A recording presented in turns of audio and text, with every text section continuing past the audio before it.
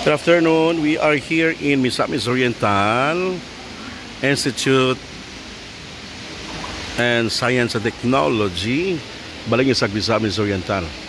Ito na po yung ating mga examinees na sila po ay 22 examinees mula po sa grade 10 to 12.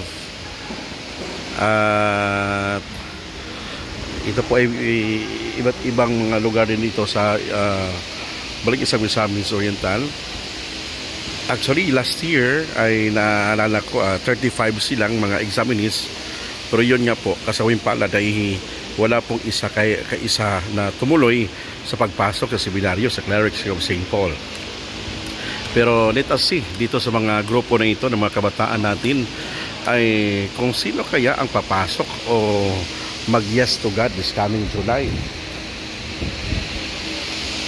So, dito tayo sa kanilang gymnasium.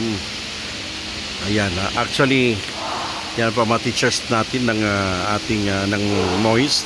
Salamat po by their teachers. Yung mga grade 12 kasi ngayon ay mayroon po silang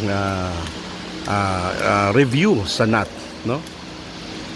At itong school na ito ay ang main course po nila dito is maritime, no? Kung saan mapapansin po niyo dito ang kanilang barko. Ayan, barko nila sa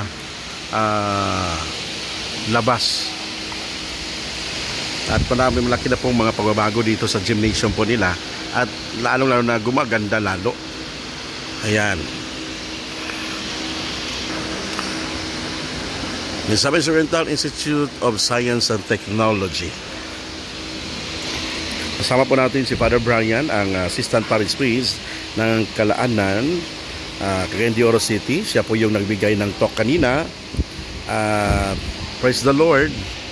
Mayroon pong mga estudyanteng talagang gustong sumubok at balang araw ay papasok sa seminaryo kung sila po ay makapasa sa entrance exam na ito.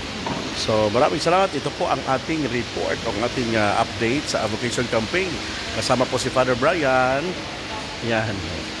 Dahil bukas po ay pupunta po tayo ng Medina, Misamis Oriental. Medina Comprehensive National High School, Misamis Oriental, no? At mayroon po tayong schedule doon. At sa Friday, sa Hingoog City. Kita-kits po tayo dyan sa Hingoog City. This coming Friday, March 22, 2024. This is it, Pansit. Thank you so much.